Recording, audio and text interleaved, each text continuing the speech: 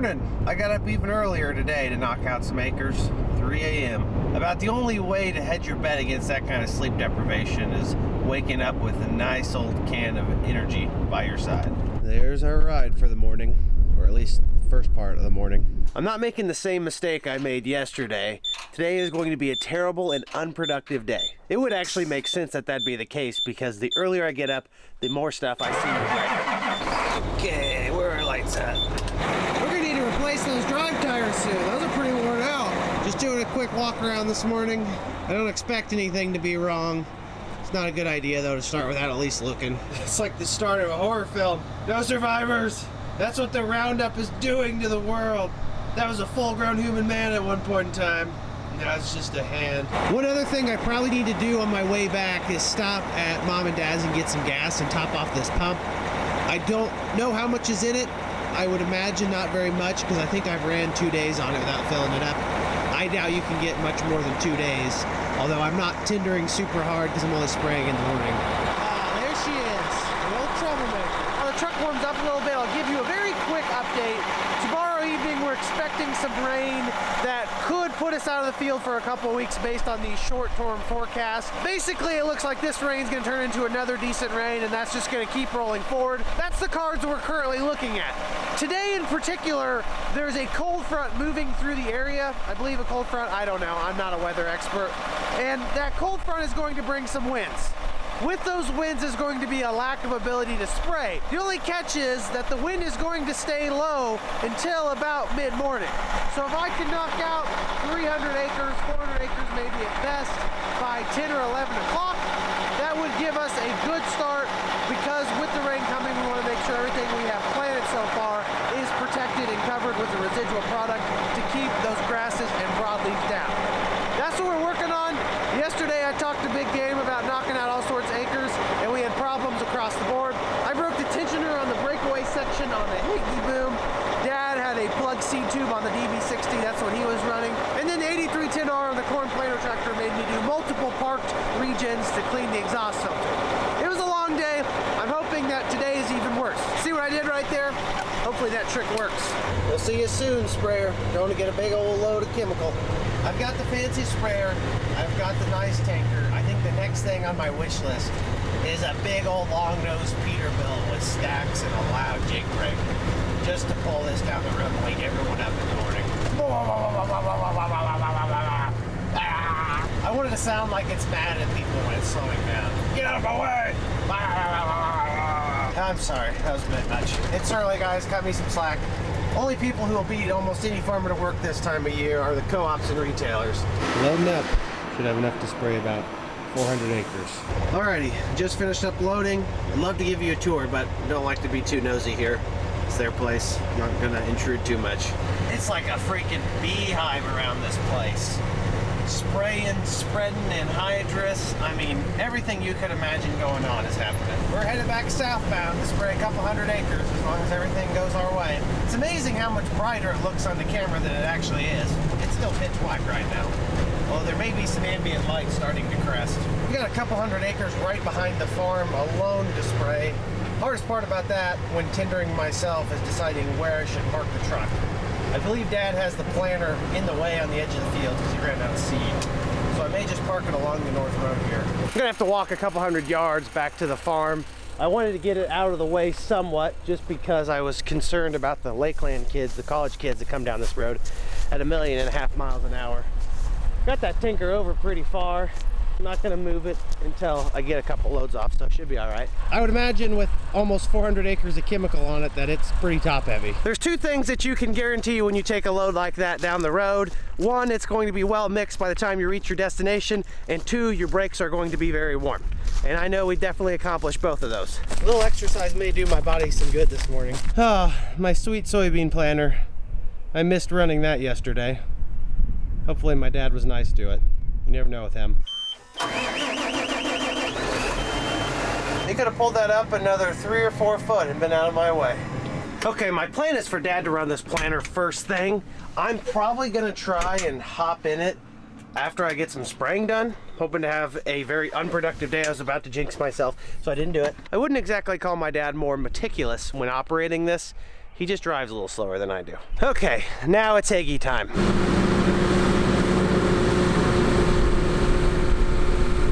If my family that lives around the farm wasn't awake already, they definitely are now. It's amazing how quickly you can get to the field when it's literally in the backyard of the farm.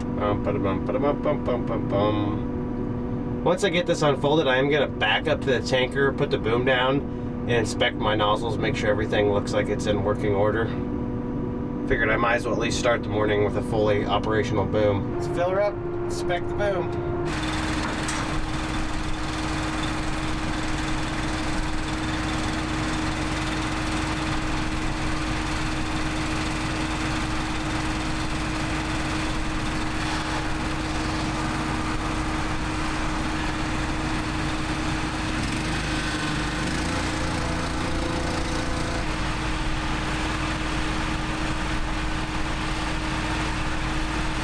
Unlike yesterday, we are back to spraying 3 1/4 ounces of Zidua SC, a residual Group 15 herbicide, on our ground that is being planted into soybeans.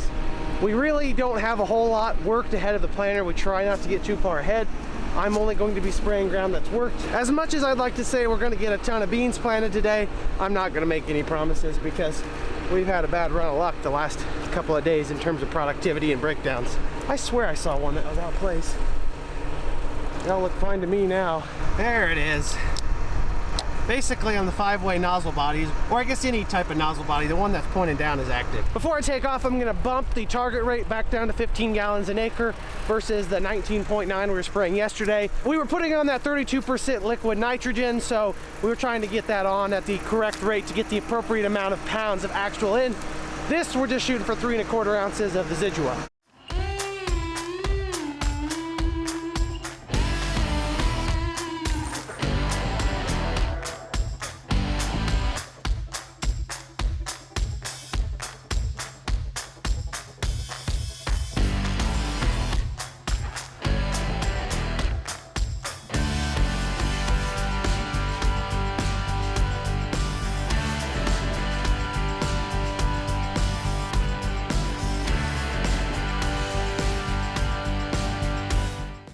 Okay, headed to fill back up. Got around 70 acres under my belt. As far as you all are concerned, this is going terribly right now. I do not want to push my luck. It has been a horrible start. I can't imagine that it could get much worse. I'm winking behind the camera if you can't see that.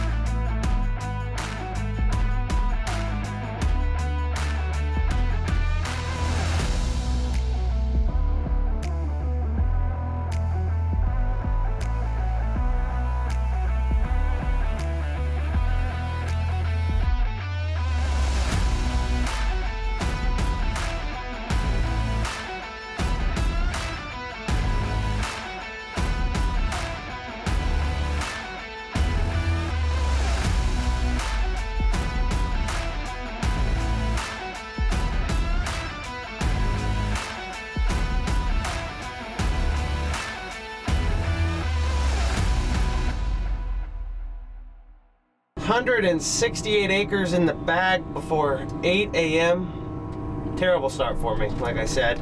Although this boom is still being a little rascal.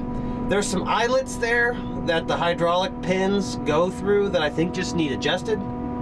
I really need to just go out there and do it because this is kind of annoying. Yeah, Matt. Oh, yes, we got it. Alrighty. Heading over to the other side of 57. Got 100 acres over there. Then another 70 here, and that's probably going to be it. I'll be hopping in the planter. The left and right visibility in these Haggies is not that great, but at least you can see behind them because there's an opening running back there on both sides. Just crossed 57, almost there. Going down the road loaded, so this limits me to 20 mile an hour. I would imagine that's for the best. I don't think 1,200 gallon at 35 mile an hour in a sprayer is probably the best decision. I'm unfolding at the next field.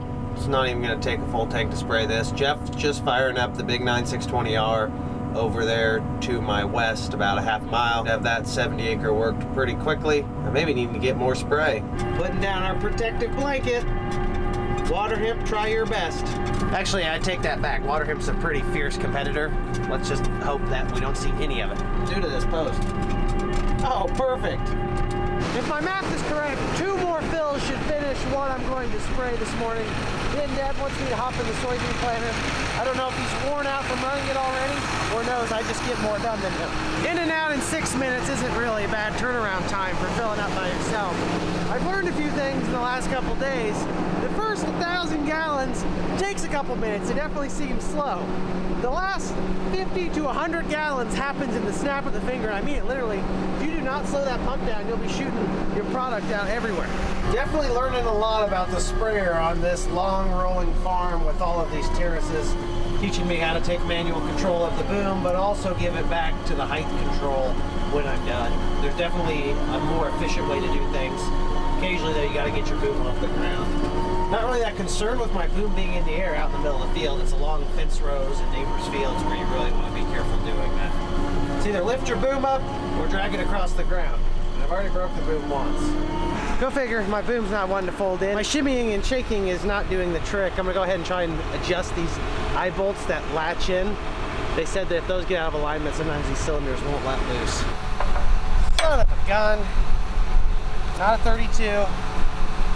Guess we're going back to the shimmying and shaking. I've been messing with this silly winglet for every bit of 30 minutes. I'm about to just drive this thing into the drainage ditch. What a silly reason to not be able to move on to the next field.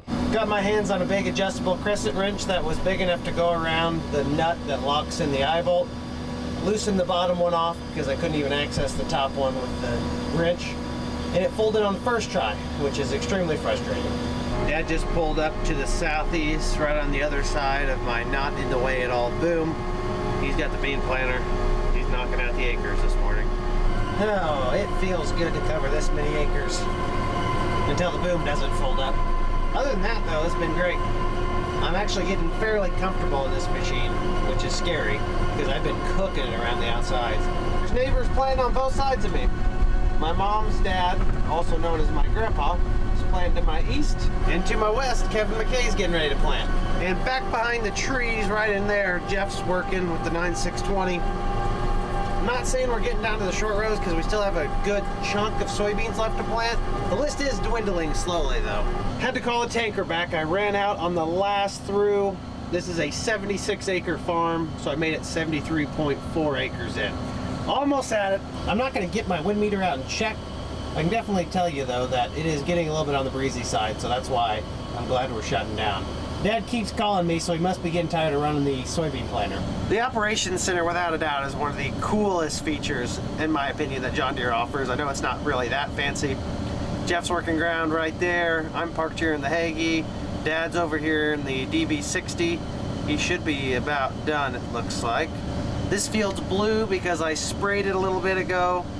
This field over here is going to be multiple colors. Sprayer passes, planter passes today. All sorts of stuff going on. Oh, there's another field cultivator over here. That must be Katie.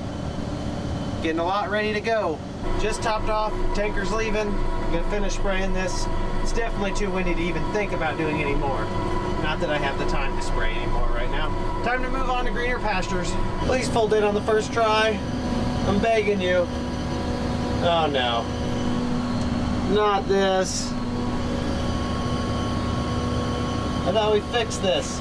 I had to break out the wrench and adjust the eye bolt again. Obviously I must not have it in the right place, but that fixed it the first try. So I'm glad we're learning the simple things to do to make some of these things go round. The good news is that we're done spraying. It was a very productive, no, wait a minute. I gotta keep the train going. It was a terrible morning of spraying. Barely got anything done. On to something that is not bound by wind speed.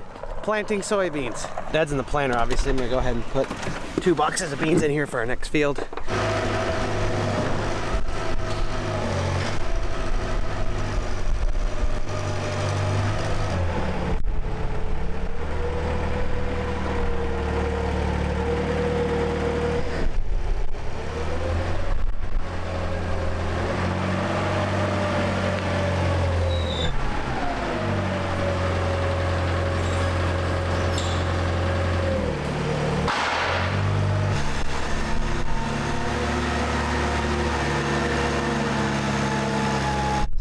Those 2 full boxes behind all of our empties, so we had to do a little digging. Yeah, I'd say it was about due time to shut the sprayer down. It's also about due time for me to lose this vest and sweatshirt because it's pushing 70 degrees right now. It's gonna be a fairly nice day when it's all said and done, other than the wind.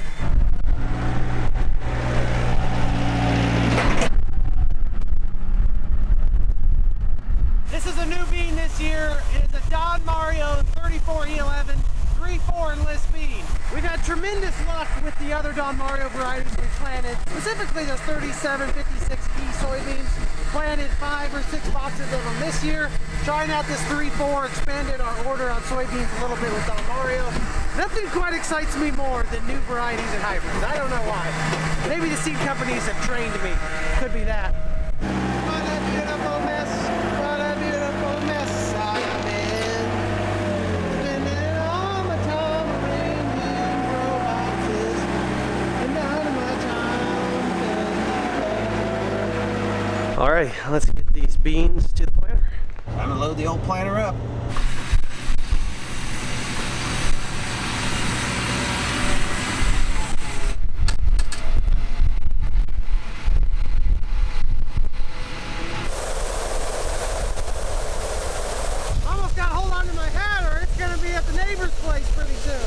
Don Mario 34E11's in the tank. We are ready to roll up to the starting line. My only issue with Dad running this planter is that he adjusts his seat far differently than I do. He likes to sit higher and farther back. Now I gotta find the slide lever. They've yet to standardize this feature, unfortunately. Who knows? Maybe I'll... Oh wow, this has power seats. It doesn't have a lever. It's powered like a car. Neighbor's got the big Versatile out working ground. I think that's their highest horsepower model. I'd love to see that hooked up to our 9620R. Not that that would prove anything, but it would just be cool to see. A lot of guys going Versatile anymore. Simple, reliable power. We're off to the races here. That did warn me that one of the downforce load sensors is bad. He was running into town to get a new one. It's on row 23, showing 34 pounds of downforce. Bird's just been sitting here on this corner post watching me with a disapproving look. That or he's taking advantage of the soil disturbance to get an easy snack. Or both. Speaking of the devil, my dad, not the bird. Looks like he's got plenty of help, so I'll just hold down the fort here. It is unbelievably windy out. I'd have to spray the field to the south to get my herbicide on this field I'm planting here. Not only did that fix the downforce sensor, I'm also already done with a 70-acre field. Pretty good start to the afternoon. I got a lot on the docket though. Headed back east of Etna. The path in which we jump around really varies based on soil type. If the fields are close enough, we will start to shift around based on the maturities we're planting. If we've got a 3.5 in the planter, we'll go to a field that is a 3.5 or later, as opposed to going shorter season, because if it is a large down step in maturity, like going from a 3.8 to a 3.1, we always want to make sure that we at least get the seed tanks clean, because we don't have to deal with that headache during harvest. I had exactly the right amount of seed for the last field, so I was almost running out at the end, meaning I can't really start this without topping off the tanks. The ultimate question is, will Chris be here soon enough with the seed tender to justify leaving this tractor on? If he isn't going to be here within 5 minutes, I'll probably just go ahead and shut it off for the sake of keeping hours off the machine and giving it a little bit of a break. That answers that. He said he's going to be probably 10 or 15 minutes.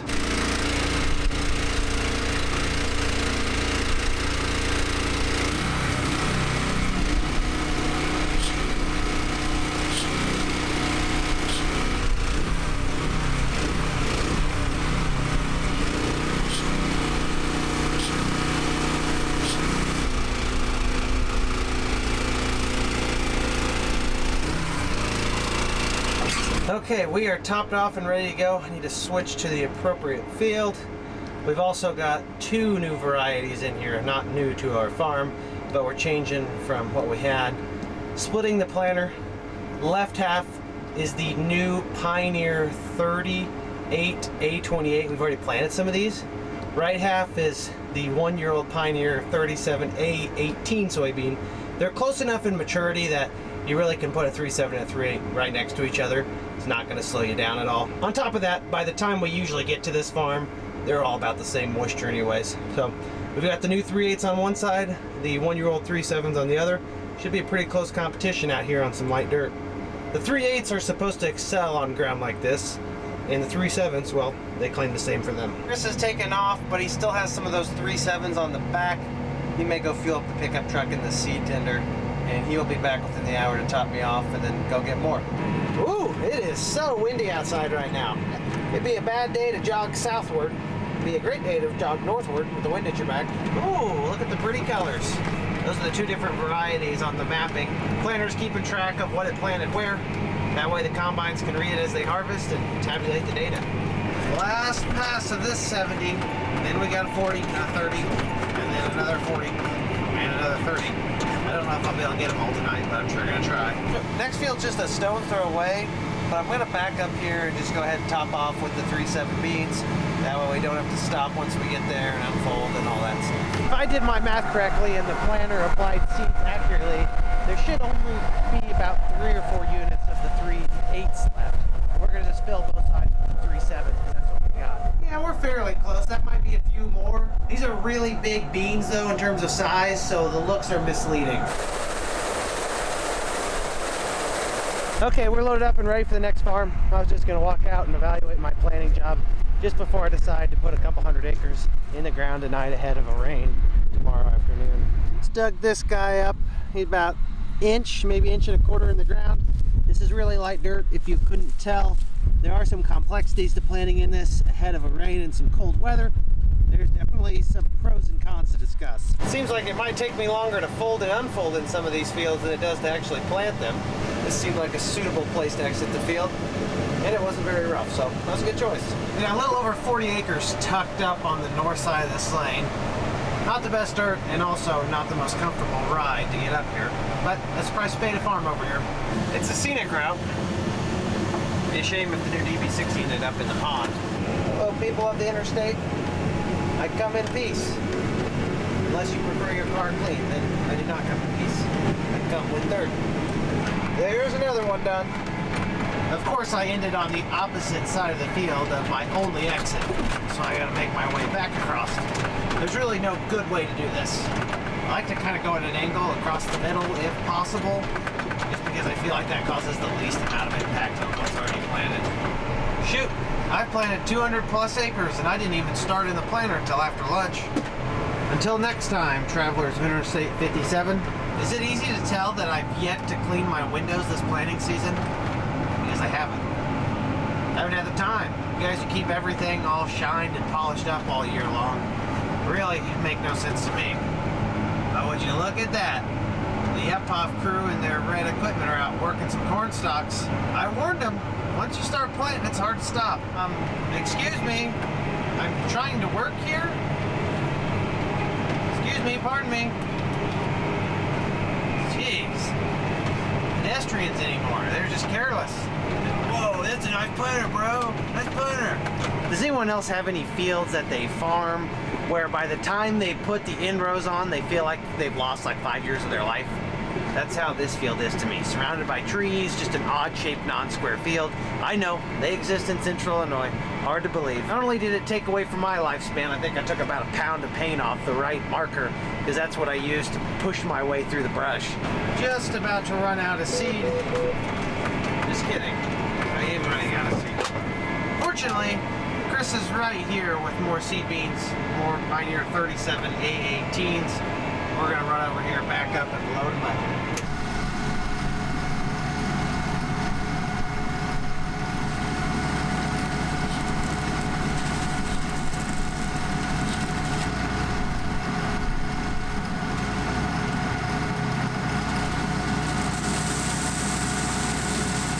Cross another one off the list. I'm feeling chipper. I may go do another small field. I haven't hit any mailboxes yet with this DV planter, but now is not the time to start. I mean, what's one more gonna hurt at this point? Just gotta keep scratching that itch. Shouldn't take too long at this pace. Made it around the outside without hitting any trees, so that's pretty much the only victory I need here. Last pass of the night, assuming I don't run out of seed. Oh man, 10 p.m. seems much later when you're waking up at 3 a.m. than when you're waking up at 7 a.m. every day. I got to the farm this morning right around 4 a.m. to get the tanker up to hell enough for my hot load. That puts me at an 18-hour day, almost. Not bad. I don't really have a hard time justifying working such strenuous hours this time of year because we spend all winter daydreaming about planting season, getting it in, getting out, and I just don't know why you wouldn't just put the hammer down while you can. Another field where I come out on the wrong side and you gotta drive all the way back. Country roads, take me home to the place I belong, southwestern Coles County. The big 9620R's here, which means Jeff's home, but I don't see Katie anywhere. She may be up north working still. We'll top off the fuel for a hard day tomorrow.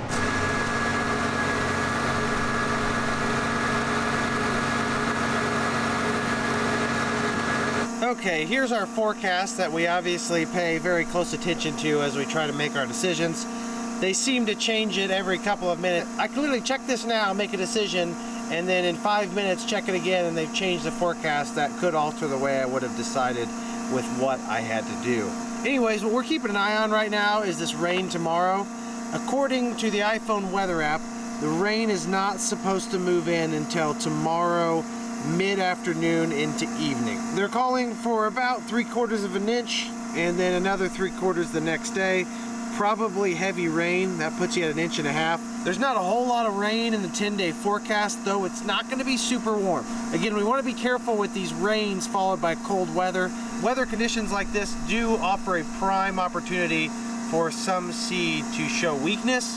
I'm confident in our hybrids, varieties, and seed treatments. That's why we put them in the ground when it was dry in the first place, because it's not uncommon for the weather to do exactly this, cool back off. I'm happy that there's not a huge amount of rain in the forecast. 1.5 inches sounds like a lot, but 1.5 inches is also something that would dry up relatively quickly, or at least not sit on top of the ground. That's what we want to avoid, no ponding. As for tomorrow, we are still going to try to make a big push. If everything goes right, all we should have left is our big farm over at Tower Hill. It's just kind of challenging to get all the way over there. First question popping in my mind as I'm trying to decide what time to wake up is, what kind of wind do we have? Oh man, 15-mile-an-hour wind with gusts up to 31. Guess there's no reason to get up first thing because I'm not going to gamble spraying if it's going to be that gusty.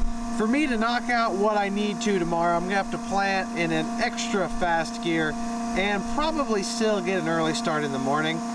I'll get out here 5, maybe 6 o'clock, get the planter primed up and ready to go.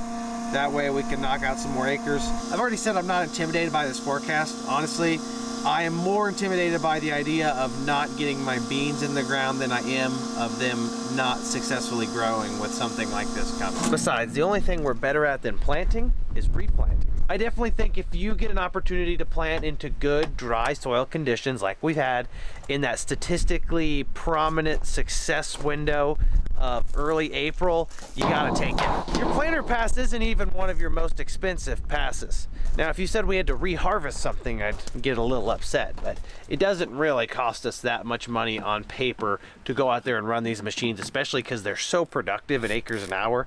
The depreciation is minimal. That and the only thing that all of our equipment's done for the last 2 or 3 years is appreciate in value. Of course, the brand new stuff costs a fortune. I was right, Katie is up running somewhere. Yep, northeast of Mattoon. New farm we're farming this year. She's getting started on working it. In total, there's almost 300 acres up here, and she didn't leave till 4 or 5 o'clock. You got probably every bit of 30 to 45 minutes on the road to get here, even though it's just northeast of Mattoon. We are southwest of Mattoon, so that's quite a ways. You can actually see how she went up right there. That's the north road out of the farm. She jogged over Old State, went up Dole Road, named after a distant family member, crossed on 1000 North, and then came down. That's definitely the way I would have done it. So I applaud her route choice. Sometimes it's difficult to get a tractor to a farm you've never been to before. I'm probably the only one here currently familiar with the new farms because I deal with a lot of that stuff, the onboarding and everything of that nature. But we never really got a good opportunity to get everyone up there and scout that field so they'd be familiar with it. Either way, everyone else is home. Dad's going to pick her up. Definitely going to be it for me. I hate to say it, but my logic at the beginning of the video was very solid. You may have to rewind and check it back out. I said that I didn't want to run the risk of jinxing us like I did the last few days by saying we're going to have a great day. I thought it was going to be a terrible day. And my oh my, was it a terrible day. You know, I could use a few more terrible days in my life. Alrighty everyone, I'm going to pull a plug for the night. It's late. I was up early and probably going to be up early again tomorrow trying to race this rain. I'll catch y'all in the next episode. Until then, make sure you like the video if you enjoyed it, subscribe if you want to see more, and comment down below if you have any questions. You know I love to talk about farming. Have a great day everyone. Peace!